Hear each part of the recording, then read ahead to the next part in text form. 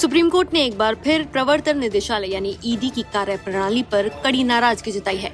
CJI BR Gavai और justice के विनोद चंद्रन की बेंच ने तमिलनाडु के टैसमैक घोटाले की सुनवाई के दौरान ईडी को तीखी फटकार लगाते हुए कहा कि एजेंसी ने अपनी सीमाएं पार कर दी हैं और ये देश के संघीय ढांचे यानी फेडरल स्ट्रक्चर को कमजोर कर रही है। कोर्ट ने सख्त लहजे में पूछा, संघीय ढांचे का क्या होगा? कानून और व्यवस्था राज्य का विषय है। अगर राज्य पुलिस ने एफआईआर दर्ज की है तो क्या ईडी को समांतर जांच करने का अधिकार है?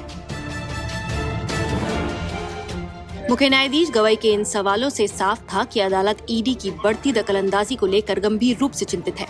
चलिए आपको पूरा मामला बताते हैं। ये मामला तमिलनाडु स्टेट मार्केटिंग कॉर्पोरेशन यानी टैसमैक से जुड़े 1000 करोड़ रुपए के कथित शराब घोटाले से जुड़ा है। टैसमैक राज्य में शराब की बिक्री और वितरण का एकमात्र अधिकृत निकाय है। तमिलनाडु सरकार का आरोप है कि ईडी ने 2014 से 2021 के बीच दर्ज 41 एफआईआर को आधार बनाकर 2025 में अचानक राज्य सचिवालय पर छापेमारी की। इस दौरान सभी अधिकारियों के फोन जब्त किए गए, डेटा क्लोन किया गया और तमाम संवेदनशील फाइलों की जांच की गई।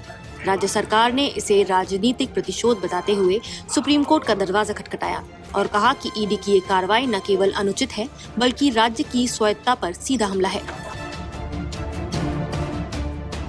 सुनवाई के दौरान राज्य सरकार की ओर से सीनियर एडवोकेट कपिल सिब्बल ने ईडी की कार्रवाई को गैरकानूनी और राजनीति से प्रेरित बताया। उन्होंने दलील दी कि ईडी किसी सरकारी निगम के खिलाफ केस दर्ज नहीं कर सकती क्योंकि ईडी को केवल व्यक्तियों के खिलाफ कार्रवाई करने का अधिकार है। सिब्बल ने कहा कि पुरानी एफआईआर के आधार पर शुरू की गई ये कार्रवाई पूरी तरह मनमानी है और इसका उद्देश्य केवल राज्य सरकार को बदनाम करना है।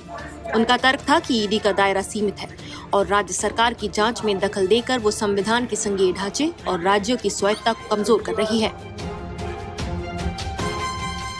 वहीं ईडी की ओर से अतिरिक्त सॉलिसिटर जनरल एस.वी. राजू ने एजेंसी का बचाव करते हुए कहा कि टैसमैक में भारी वित्तीय अनियमितताएं हुई हैं और ईडी की कार्रवाई prevention of money laundering act यानी पीएमएलए के तहत पूरी तरह वैध है।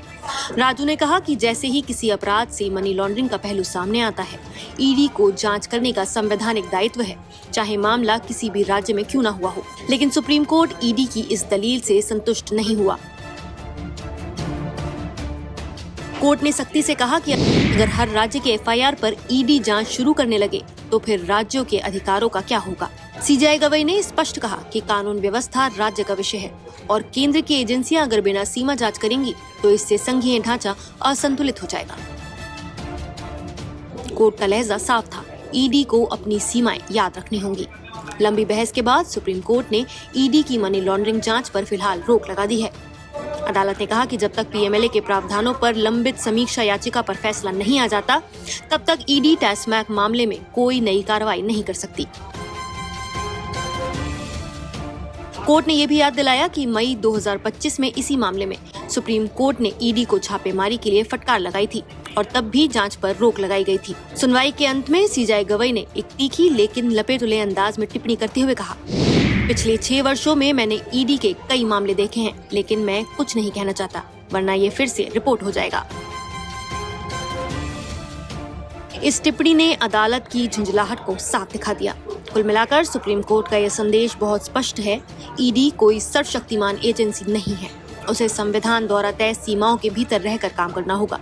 कोर्ट ने यह भी इशारा किया कि केंद्र और राज्यों के बीच संतुलन बनाए रखना ही भारतीय लोकतंत्र की आत्मा है और किसी भी एजेंसी को ये संतुलन बिगाड़ने की अनुमति नहीं दी जा सकती। अब सभी की नजरें सुप्रीम कोर्ट की उस समीक्षा याचिका पर हैं, जिसमें यह तय होगा कि आखिर ईडी की जांच शक्तियां कहां खत्म होती हैं।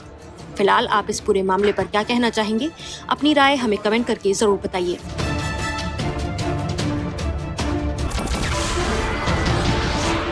नमस्कार, मैं हूं मानक गुप्ता। अगर आपको हमारा ये वीडियो पसंद आया हो तो इसे लाइक और शेयर जरूर करें और हाँ, हमें सब्सक्राइब और फॉलो करना ना भूलें ताकि आप देश और दुनिया की कोई खबर मिस ना करें। तो जुड़े रहिए हमारे साथ और देखते रहिए न्यूज़ 24।